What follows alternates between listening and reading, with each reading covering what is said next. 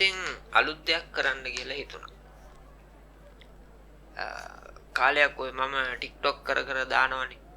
එතකොට ඒවා බලපු ඕගොල්ලෝ අගය කිරීම තමයි වැඩිපුරම තිබුණේ. දොස් කියපු අය අඩුයි, විවේචන අඩුයි. එතකොට මේ මම දාන TikTok බලන අය ඒ කරපු අගය කිරීම එක්ක ඇති වුණ ධෛර්යයක් එක්ක මට හිතුණා මේ නිකන් අපි දෙයක් බෙදා ගන්න ඒ අය එක්කම මේ සමාජය වෙනුවෙන් අලුත් අදහස් වෙනුවෙන්. එතකොට මේ කොහොමත් මේ අපි හැමෝම යහපත් ජීවිතයක් අපේක්ෂා කරන, යහපත් ලෝකයක් අපේක්ෂා කරන, යහපත් සමාජයක් අපේක්ෂා කරන මිනිස්සු හැටියට ඒක දීර්ඝ කාලයක්. ඒ කියන්නේ අපේ අම්මලාගේ තාත්තලාගේ කාලේ, සමහර විට අපේ සීයලාගේ කාලේ විතර ඉඳලා අපේ අපේක්ෂාව වුණේ එහෙම තමයි. ඊට කලින් ආයෙත් එහෙම තමයි වෙන්න ඇත්තේ. ඒ වුණාට මේ අපි අපේක්ෂා කරපු සමාජය ගොඩනගා ගන්න සමහරු කැපකිරීම කරා, වැඩ කරා. ඔහොමම දශක ගණනාවක් ඔය ගමන ආවා අපි. සාමාන්‍යයෙන් නිදහසෙන් පස්සේ කියලා ගත්තොත් 1948න් පස්සේ ඔය ඒ කාල මේ පරිච්ඡේදයනේ අපිට ගොඩක් වෙලාවට සාකච්ඡාවට ලක් වෙන්නේ. ඒ කියන්නේ බටහිර ජාතීන්ගෙන් නිදහස ගත්තට පස්සේ මේ රටේ බිහි වුණ පාලකයෝ විසින් පවත්වගෙන ගිය පාලනය සම්බන්ධව තමයි ගොඩක් විවේචන හැදෙන්නේ, සාකච්ඡා කරන්නේ.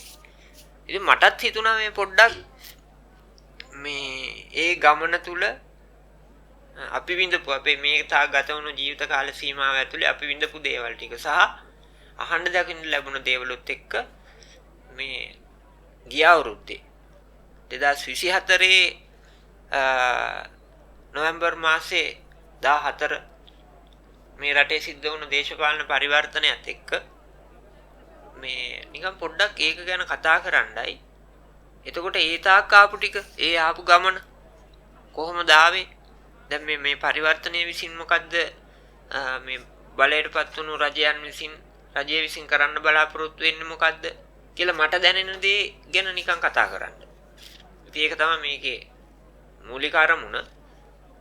මම හිතනවා ඉස්සරහට මේක කොටස් වශයෙන් මේ සාකච්ඡාව කරගෙන යන්න. ඒකෙදි දැන් අපිට මේ වත්මන් ආණ්ඩුව බලයටපත් වුණාට පස්සේ මේ ගත වුණ මාස 8කට 9කට වගේ මේ කාල සීමාව ඇතුලේ ඒ මහජන නියෝජිතයන්ගේ ක්‍රියාත්මක වීම, ඒගොල්ලෝගේ ප්‍රකාශයන් ඒවත් එක්ක නිකන් අපිට පොඩි නිකන් බලාපොරොත්තු දල්වන තත්වයක් තියෙනවා කියලා තමයි මම විශ්වාස කරන්නේ සහ මට දැනෙන්නේ. එයාලට තියෙනවා අර මේ තාක් ආපු ගමනට වඩා වෙනස් ගමනක් යෑමේ අරමුණක්. ඒ අරමුණ වෙනුවෙන් තමයි එයාලා මේ වෙනකොට වැඩ කරමින් ඉන්නේ කියලා එකක් දැනෙනවා. එහෙම දැනෙන්නේ ආපු ගමන්ම ඒගොල්ලෝ දීපු ආදර්ශයන් එකක්. ඒගොල්ලෝගේ මේ වරප්‍රසාදයන් ඒගොල්ලොම ස්වේච්ඡාවෙන් කප්පාදු කරගත්තා. එහෙම පාලකයෝ මේ රටේ ඉතිහාසයේ මම අහලා නැහැ. ඒ කප්පාදු කර ගැනීම තුළ මුදුනේම තමයි මේ ආදර්ශය සමාජයට දෙන්න පටන් ගත්තේ. එතකොට අර කලින් ආණ්ඩුවල හිටපු මැතිවරු නැත්නම් මහජන නියෝජිතයෝ විදිහට පත් වෙලා ආපු අය දේශපාලනය රස්සාවක් කරගෙන තමන්ගේ පැවැත්ම ඒ මත තහවුරු කරගත්තට දේශපාලනය මහජන සේවාවක් බවට නැවත පත් කරමින් ඉන්න එකක් තමයි මේ වර්තමාන ආණ්ඩුවේ ඒ මහජන නියෝජිතයින්ගේ භාවිතාවත් එක්ක මට තේරෙන්නේ. හැබැයි ඒක සරල නෑ.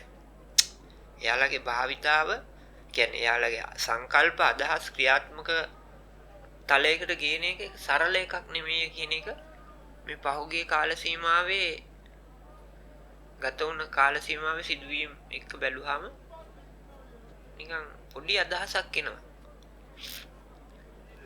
වෙනස් දෙයක් නේ කරන්න යන්නේ. වෙනස් දෙයක් කරන්න යන්නේ අර අපි අර සාමාන්‍ය විදිහට කියන 1948 ඉඳලා 76 අවුරුද්දක කියන්නේ දශක 7කටත් වැඩි කාලයක් වෙනත් සමාජ ක්‍රමයක් මේ මත පදනම් වෙලා සකස් වුණ මේ ක්‍රමයක් ඇතුලේ තමයි මේ වෙනස කරන්න සිද්ධ වෙලා තියෙන්නේ. ඔය මාලිමාව ආණ්ඩුව ජනතා විමුක්ති පෙරමුණ න්‍යෂ්ටිය කරගෙන හැදුන එකක් නේ. එතකොට ඒක ඇතුලේ විවිධ ප්‍රගතිශීලී අදහස් දරන කණ්ඩායම් ගණනාවක් එකතු වෙලා ජාතික ජන බලවේගයේ විදිහට ඒක රාශි වෙලා එහෙමනේ ඔය ආණ්ඩුව හැදෙන්නේ. ඒ හැදිලා ජනතාව ජාතික ජන බලවේගයට ආණ්ඩු බලය දුන්නා වුණාට ඒ ආණ්ඩුව පිහිටුවන්නේ ජාතික ජන බලවේගයේ විසින් අර පරණ අදහස් ආකල්ප පරණ පුරුදු පරණ සිතිවිලි එතකොට පරණ ඇබ්බැහිකම් ඔය සියල්ල තියෙන සමාජයක තමයි මේ වෙනස කිරීම සඳහා මේ ආණ්ඩුව කටයුතු කරමින් ඉන්නේ. ඒක නිකන් මේ කාලයක් පරණ ෆවුන්ඩේෂන් එකක් උඩ නවීන පන්නේ ගයක් හදන්න යනවා වගේ වැඩක්. එහෙම තමයි ඒක නිකන් තේරුම් ගන්න වෙන්නේ. එතකොට මේ ඒක ඇත්තටම එක අතකින් ගත්තාම අභියෝගයක්. අභියෝගයක් කියන්නේ මොකද අර ආණ්ඩු බලය ලබාගත් පමණින් වාමාංශික දේශපාලන පක්ෂයක් වුණ මාලිමාව සමාජය වෙනස් වෙන්නේ නැහැ. ඒ සමාජයේ චින්තනය වෙනස් වෙන්නේත් නැහැ. මේක ඇතුලේ මම අර මුලින් කියපු පරණ යල්පන ගිය ගතානුගතික පුරුදු අබ්බැහිකන් සිටිවිලි ඒ චින්තනයන් තවමත් මේ එහෙමම පවතිනවා. අවංකවම කියනවා නම් ජනතාවත් පරණයි. පරණ ජනතාවක් අලුත් සමාජයක් වෙනුවෙන් හැඩගැස්වීම කියන අභියෝගයත් ඔය මාලිමාව ආණ්ඩුවට තියෙන. එතකොට ඒ කියන්නේ නව සමාජයක් වෙනුවෙන් නව මිනිසෙක් බිහි කිරීමේ අභියෝගය මේ ආණ්ඩුවට පැවරිලා තියෙනවා. එතකොට ඒ කියන්නේ මේ ආණ්ඩු බලය ලැබුණට සමාජය වෙනස් වෙන්නේ නැහැ. මේ ආණ්ඩුවට මේ මාලිමාව මේ රටේ ජනතාව බලයට පත් කරන්නේ වාමාංශික දේශපාලන පක්ෂයක් විදිහට මාලිමාවේ දේශපාලන අරමුණු අවබෝධ කරගෙන කියලා තැනකට අපිට එන්න බෑ, එන්න ඕනෙත් නෑ එහෙම.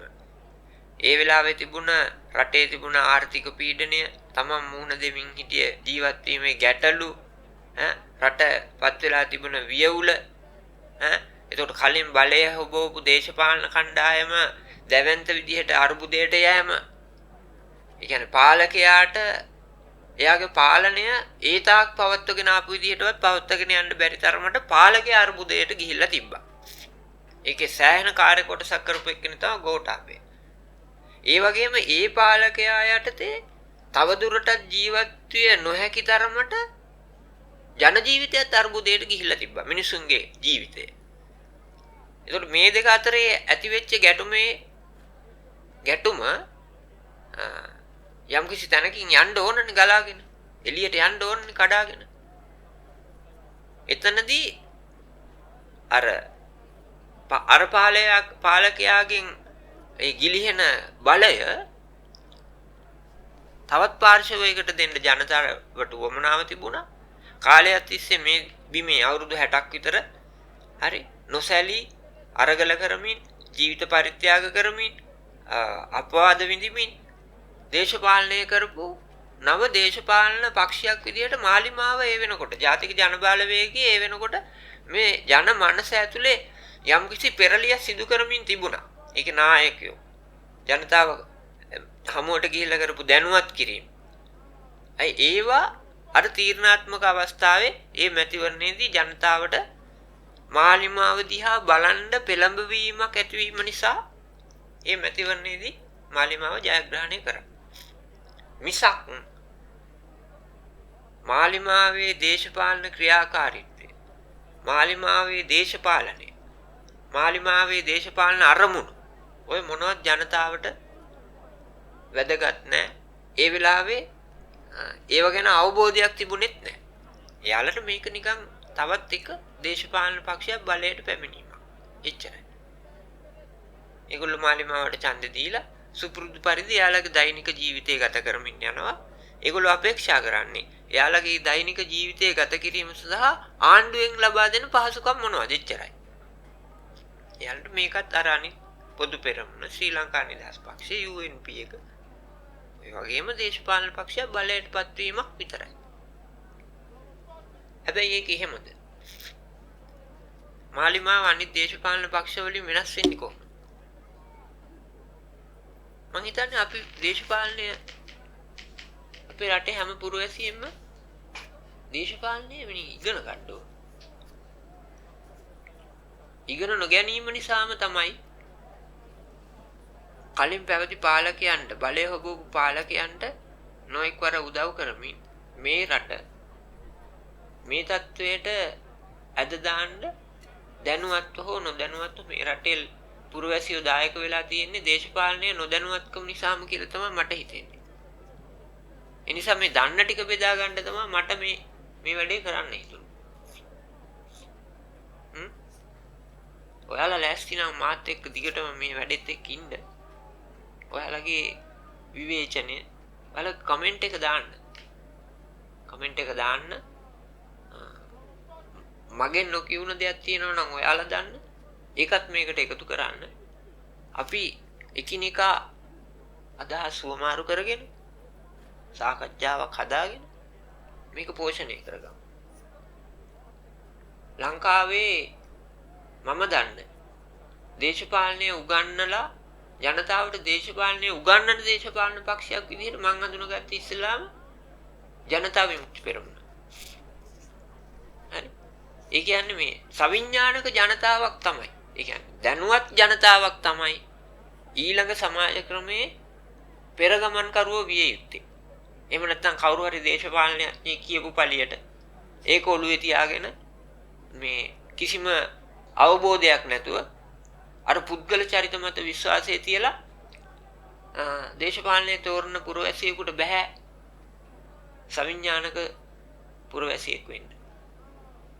ඒක ගැන පොඩ්ඩක් නිකන් පොඩි අවබෝධයක් තියෙන්න වෙනවා.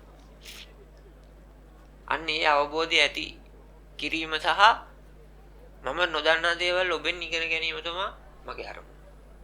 ඉතින් මේ උත්සාහය වෙනුවෙන්